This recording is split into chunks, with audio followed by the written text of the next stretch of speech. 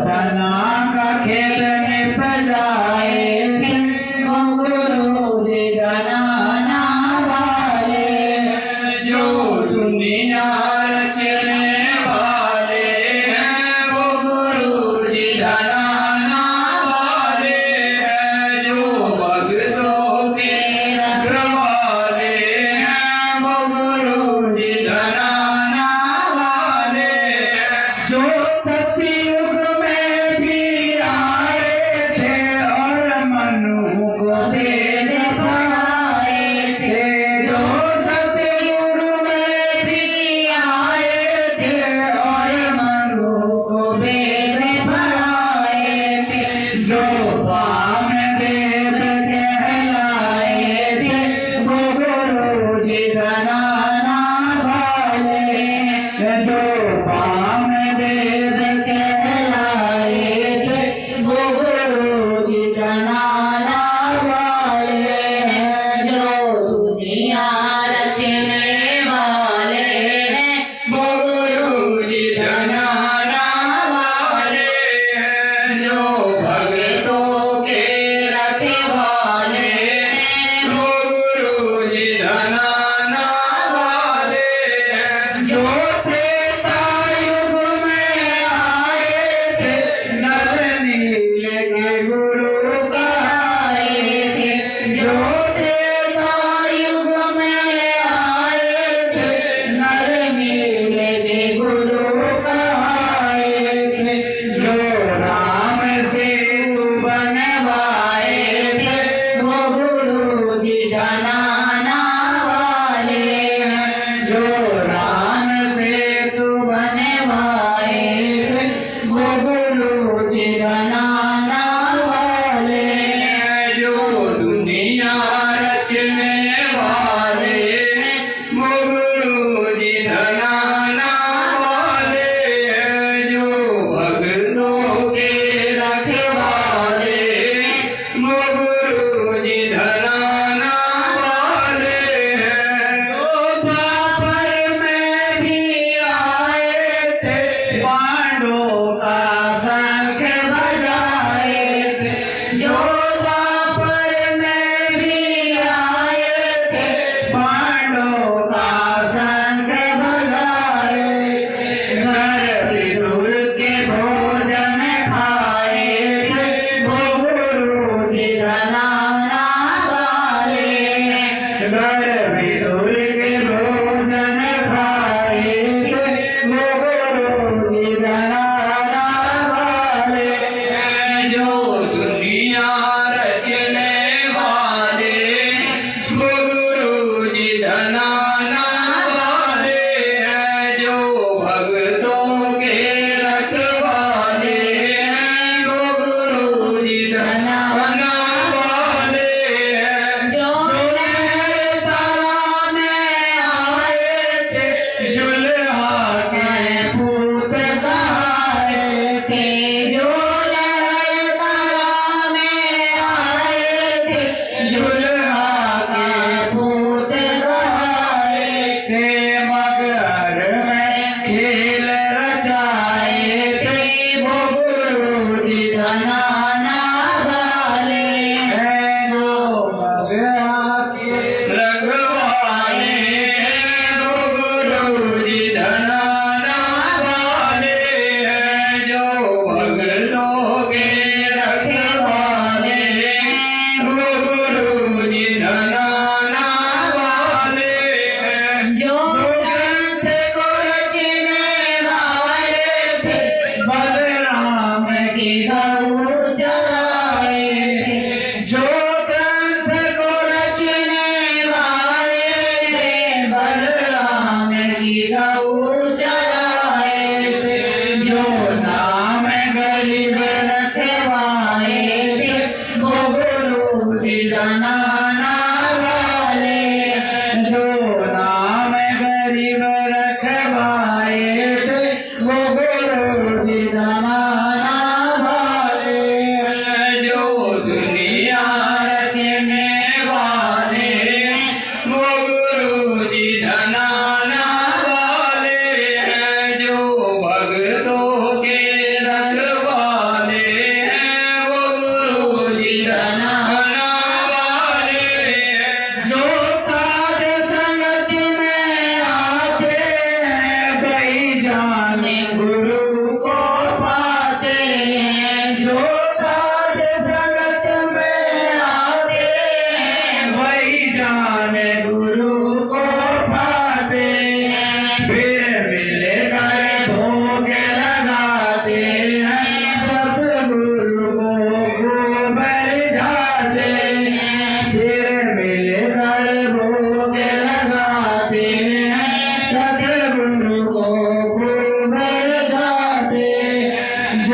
दुनिया रचने वाले हैं वो गुरु जी धनाना वाले हैं जो भक्तों के रखवाले हैं वो गुरु जी धनाना वाले हैं जो निकट रमने वाले हैं वो गुरु जी धनाना वाले हैं जो घट घट रमने वाले हैं वो गुरु जी धनाना वाले हैं जो कण कण बसने वाले हैं वो गुरु जी धनाना वाले हैं जो कण कण बसने वाले हैं वो गुरु जी धनाना वाले हैं जो दुनिया रचने वाले हैं वो गुरु जी धनाना वाले हैं जो भक्तों के रखवाले हैं वो गुरु जी धनाना वाले हैं बंदी छोड़ सतगुरु पाली भगवान की जय हो बंदी छोड़ सतगुरु पाली भगवान की जय हो बंदी छोड़ सतगुरु पाली भगवान की जय हो आसो अपार आनंद आया भगत जी आज तो हमारी भगवती भी बड़ा साथ दे रही है भगत जी आज पुलिस ने आई ना वहाँ तो दीवान जी ने भी साथ दिया था वहाँ तो दीवान जी ने भी साथ दिया था 3 कोर्स से पहले हमें मिले थे वहाँ चारा के लिए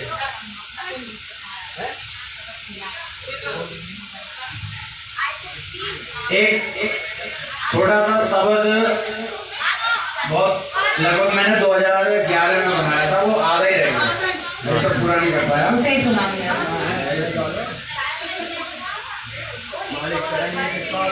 हाँ वो बताओ है तो लिखा हुआ पर कहाँ लिखा हुआ फिर बनाना एक पेपर है पूरा लिखा हुआ वो रख के भूल गया वो मिल नहीं गया वो याद है आधा 1-2 पंक्तियाँ याद हैं चलो तो 1-2 पंक्ति महिमा की तो परमात्मा में गुणगान हो जाए जो याद है सदगुरुदेव की जय बंदी छोड़ सदगुरु रामपाल जी भगवान की जय हो साहेब गुरु जी मेरा कर दो बेड़ा पार संसार नहीं मुझे भाता गुरु जी मेरा कर दो बेड़ा पार संसार नहीं मुझे भाता संसार नहीं मुझे भाता संसार नहीं मुझे भाता गुरु जी मेरा कर दो बेड़ा पार संसार नहीं मुझे भाता जब से शरण मिली है आपकी जब से शरण मिली है आपकी दुनिया बदल गई है दास की दुनिया बदल गई है दास की बेड़ियाँ टूट गई है पाप की बेड़ियाँ टूट गई है पाप की पाया जब दीदार संसार नहीं मुझे भाता गुरु जी मेरा कर दो बेड़ा पार संसार नहीं मुझे भाता सतनाम का मंत्र पाया सतनाम का मंत्र पाया काल ब्रह्म का करज नसाया काल ब्रह्म का करज नसाया सारे नाम का भेद पाया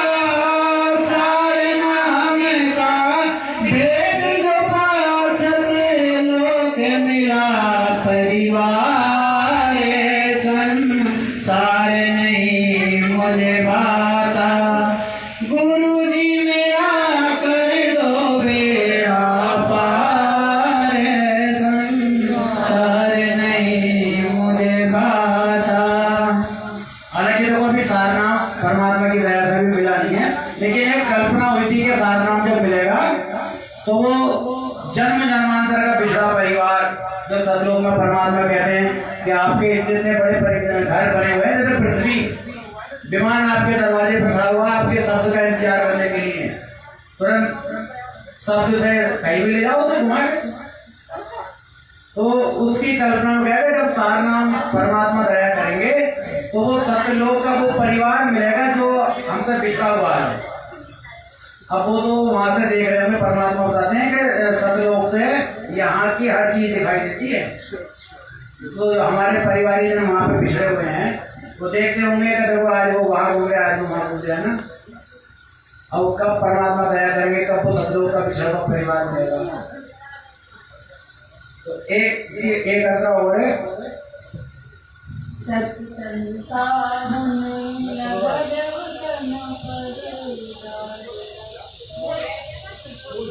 भूल गए, याद नहीं यार, काफी दिनों बाद है। सत साहेब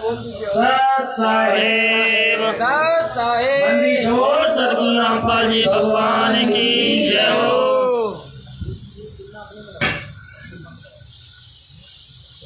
अरे तो ये जान लीजिए कि इस जगत में ही अब ये जो सात संगत में जितने हंस आए हैं तो ये सतलोक के ही हंस हैं और परमात्मा इन सब जो है हंसों को जो है अपना पिछड़ा परिवार मिला रहे हैं। ये सात संगत में जगत में ही हम लोगों को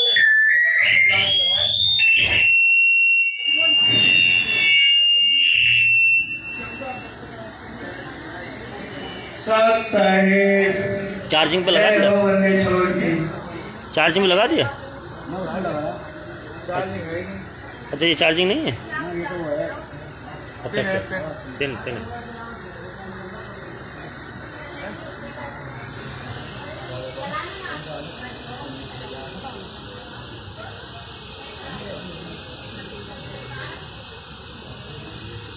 जी कोई अब ऐसी सात संगति की वीडियो लगा दो, तो अभी बहुत सी ऐसी वीडियो है पवन दास की जो लोग जानते हैं भगत जी, हेलो जो वीडियो परसों वायरल करी भगत जी ने, परसों दोपहर में 11 के बीच में वो वीडियो ने लगा दो, जो अभी लाइव वीडियो आए थे। हाँ वहीं के ऊपर है, बुलंदशहर शहर के ऊपर सुनने की वीडियो भगत जी। तो देखिए भगत जी, ऐसी बहुत सी वीडियो हैं जो अभी मैं भी नहीं सुन पाया हूँ, समय अभाव कह लो या सांसारिक व्यस्तता कह लो। बहुत सी ऐसी वीडियो है जब हम मैं भी नहीं सुन पाया ना आप सुन पाए होंगे।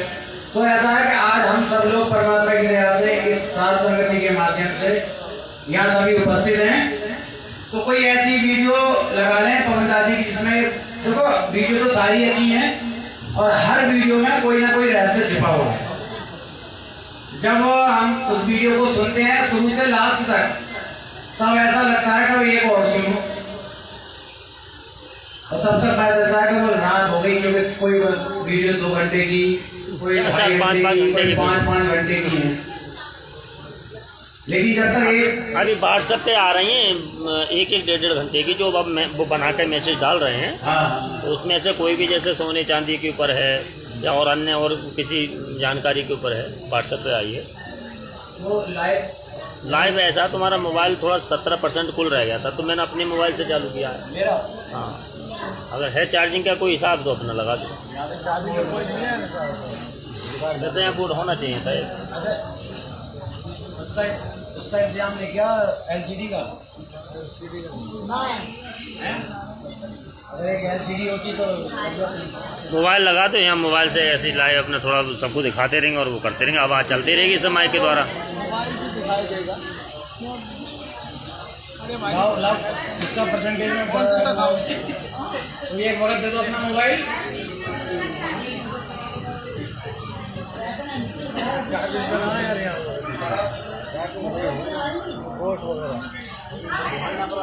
क्योंकि देखो सात संगतियों में ज्ञान चर्चा ना हो, ये तो ये जो अभी परमात्मा के शब्दों का गायन हुआ, महिमा का बखान हुआ परमात्मा की, ये तो परमात्मा की महिमा का बखान हम सब लोगों ने मिलकर यहाँ परमात्मा का पिछले आदर सम्मान करते हुए परमात्मा की रजा प्राप्त की। लेकिन सात संगतियों में ज्ञान चर्चा ना हो, कोई खुलासा ना हो, कोई भगत जो अपनी विशेष शंका लेकर आया हो उसका समाधान ना हो, तो सात संगति अधूरी सी लगती है। क्योंकि सात संगति का मतलब है साधुओं की संगत, और संगत में चर्चाएं होती है परमात्मा की। और जब चर्चाएं होती हैं तो किसी के ज्ञान के माध्यम से परमात्मा का वो ज्ञान बताएगा कोई भगत, तो किसी का समाधान हो जाता है। हाँ यही लगा दो जो अब आई है।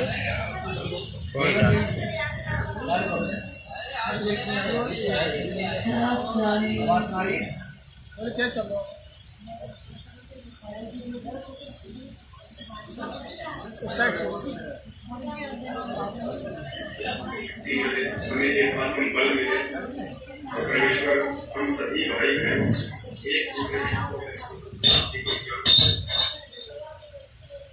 एक दूसरे लीड लगाने का सिस्टम है अगर जी लीड लगा के भी तो कैच कर लेगी अब। हाँ इसमें लीड लगा के ना कर दो, ऐसे लगाने से अच्छा तो लीड, हाँ लीड से ही होगा। चालू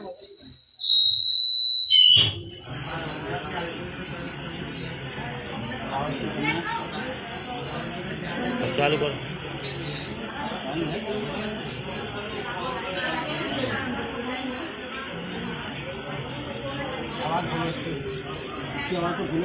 वहाँ से खोलो, हल्की आ रही है, उसमें आ रही है। हाँ चलो बढ़ाओ, यहीं से बढ़ेगी, कहीं से माइक की कम करके 22 कॉल बढ़ेगी। हाँ माइक की आवाज़ कम कर दो और उसकी बढ़ा दो, ये तो लीड वाली यही नीचे से यही से भरा होगा, कितना संकटों से भरा होगा। हम इस चीज का आइडिया भी नहीं लगा सकते हैं वर्तमान के परिदृश्य को देखते हुए। अब रख दो इस प्रकार से संकटों का दौर शुरू हो चुका है, महामारियों का दौर शुरू हो चुका है। पूरा जो देश है वैश्विक स्तर पे वो विश्व युद्ध के तो जाहिर सी बात है आने वाले समय में शांति तो बहुत ही कम है। बीच में से निकाल के हो दिन रात में सत्संग बंदीछोड़ सतगुरु रामपाल जी महाराज जी की जय हो, परमपिता परमेश्वर जी की। चलो आवाज जाती है ऐसी रख दो, लाइव कर दे रहे। पुण्यात्मा दया परमपिता परमेश्वर सतगुरु रामपाल जी जिन्होंने हम सभी सत्संगों के ऊपर एक बार फिर से लाइव साध संगति की रजा बख्शी है। हम अपने परमपिता परमेश्वर जी का कोटि दंडवत धन्यवाद करते हैं। गिर जाएगा सामान, प्रार्थना करते अरे नीचे ही रख दो। आप ऐसे ही अपने बच्चों पे साध संगति की दया बनाए रखना ताकि आप जी के बल मिले। परमेश्वर सत्संग चल रहा था जब ये सब भंडारा जब हो रहा था, सत्संग चल रहा था, पूरी तरह चीजें ना चली। आप जी के ज्ञान के मार्फत हम एक दूसरे से जुड़े रहें और आप जी का आशीर्वाद सदा हम सभी के बना रहे। सत्सारी पुण्यात्मा दया परमपिता परमेश्वर जी की दास की प्रार्थना है वीडियो को एक बार सभी सोशल मीडिया प्लेटफॉर्म पे जहाँ भी आप जी जुड़े हुए हैं शेयर कर दें। और हमें कमेंट्स पे ज्यादा फोकस नहीं करना है, कमेंट्स पे ज्यादा ध्यान नहीं देना है। हमारा मकसद कोई पब्लिसिटी हासिल करना या किसी चीज की मार्केटिंग करना नहीं है। हम आध्यात्मिक व्यक्ति हैं, हमारा मकसद केवल अपने पूज्य गुरुदेव जी के ज्ञान आधार से एक दूसरे के साथ में आत्मिक रूप से जुड़े रहना है। सही क्या है गलत क्या है इन सभी बातों की हमें जानकारी रहे तो हम कुछ गलत कर्म कुकर्म करने से बचे रहेंगे और उस परमेश्वर की मर्यादाओं में बने रह के हम उनके कृपा पात्र बने रहेंगे। क्योंकि आप सभी को पता है आने वाला समय कितना आपत्तियों से भरा होगा, कितना विपत्तियों से भरा होगा, कितना संकटों से भरा होगा।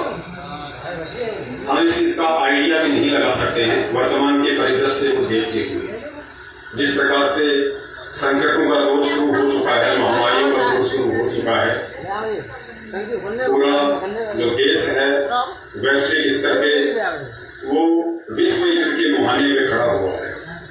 तो जाहिर सी बात है आगे आने वाले समय में शांति तो बहुत ही कम देखने को मिलेगी, क्योंकि दिन प्रतिदिन माहौल बिगड़ते ही चले जाना है। इसमें कोई संशय नहीं है, कोई दो राय नहीं है।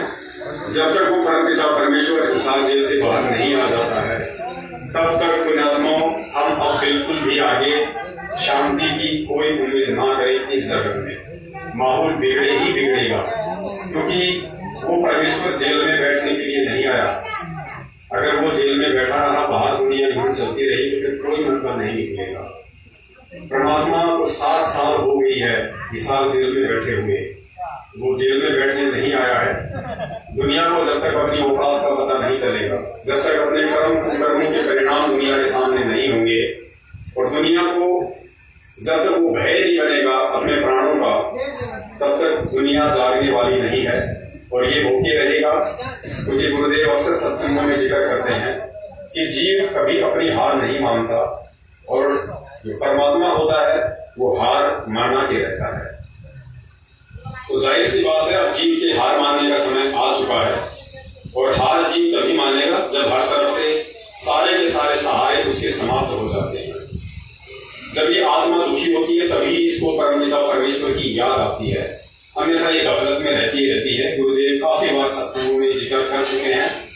द्रौपदी का उदाहरण दिया परमपिता परमेश्वर जी ने। जब बांदे ने आके उसको कहा कि दुशासन ऊपर आ रहा है और भाई सभा में नीचे तुझे बेइज्जत किया जाएगा, तो द्रौपदी ने पूछा कि सभा में कौन कौन बैठे हैं। तो बांदे ने कहा कि भीष्म पिता बैठे हुए हैं, द्रोणाचार्य जी बैठे हुए हैं, और कर्ण बैठा हुआ है, बहुत सारे योद्धा बैठे हुए हैं, सभी लोग बैठे हुए हैं दोनों परिवार से। तो द्रौपदी हंसी और कहने लगी कि नारायण, जब भीष्म, कर्ण और द्रोणाचार्य जैसे महापुरुष सभा में बैठे हैं, और मेरे 5 पति पांडव जो एक से एक बलशाली हैं, उनके रहते सहते मेरा कौन चीर हरण कर देगा। लेकिन ये उसकी गलत फहमी थी पुण्यात्मा, और आगे चल के वही हुआ। कुछ ही समय बाद में दुशासन आया, द्रौपदी की बाजू पकड़ी, उसके केस पकड़े और घसीटता हुआ उसको सभा में लेके गया।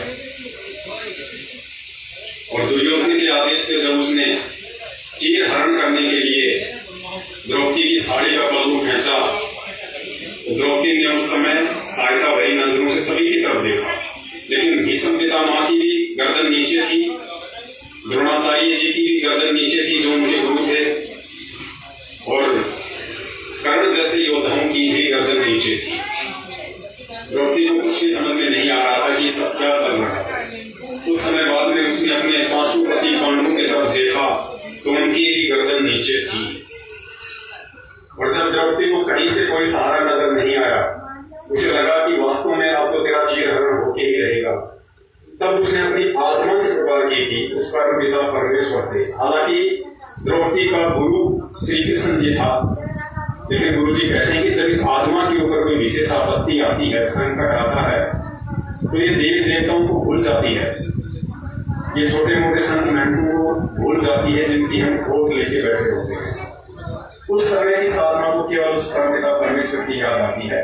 चाहे कोई भी व्यक्ति, चाहे किसी भी धर्म से संबंधित हो, चाहे किसी भी देवी देवता की पूजा पाठ करता हो, जब उसके ऊपर विशेष आपत्ति आती है, तो वो उन देवी देवताओं को याद करके ही थक जाता है, और अंत में उसे लगता है कि अब कहीं कोई सहारा नहीं है, कहीं कोई उम्मीद नहीं है।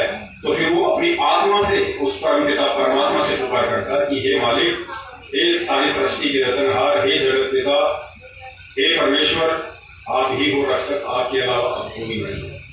तो जब ये आत्मा उस फाइनल एकमात्र सर्वशक्तिमान समर्थ, जो सब कुछ करने में समर्थ है, योग्य है, जब उसको पुकारती है, तब वो परमेश्वर उसके संस्कार आधार से और जैसी भी उसकी रक्षा और सुरक्षा का योग होता है, उस आधार से वो परमात्मा इस आत्मा की रक्षा करता है। पुण्यात्मा, हमें ये सब बातें जो गुरुदेव ने सत्संगों के माध्यम से हमें बताई हैं, समझाई हैं, आज हमें भूला तो वो परमपिता परमेश्वर बंदिशोर कबीर साहिब है, जो संस्कार आधार से सबको लाभ देता है। तो अब जो आपको दिखाई दे रहे हैं देश और दुनिया में, किसी की स्थिति ठीक है, किसी की डाउन है, किसी की बहुत नीचे है, कोई मीडियम है। आने वाले समय में एकदम से उनकी बैटरी डिस्चार्ज होगी, क्योंकि ये दुखों का दौर शुरू हो चुका है, विपत्तियों का दौर शुरू हो चुका है। और इस पृथ्वी पे रहने वाला कोई भी मानव शरीरधारी प्राणी उस महाविनाश उस सकता, चाहे वो देश का राजा हो, चाहे वो भिखारी हो, क्योंकि यहाँ पे सेकंडों में खेल बदल दिया जाता है। आप देखिएगा, जब 2020 में प्रथम बार लॉकडाउन लगा था, तो कैसे इस देश की सरकार, कैसे आप लोग के अगले दिन जैसे संडे आया, सभी लोग एक दिन के लिए अपने घर में कैद थे लॉकडाउन समझ के, और उसी संडे को फिर टीवी चैनलों के माध्यम से ये समाचार पहुंचा दिया गया कि पूरे 3 महीने का लॉकडाउन कर दिया। तो यहाँ पे धोखा है। और एक राजा अपनी प्रजा के साथ में जब ऐसा कर सकता है, एक जीव, एक प्राणी, एक मनुष्य, तो सोचिए पुण्यात्माओं, उस विनाश के समय में, उस संकट के समय में जो शैतान है, जिसके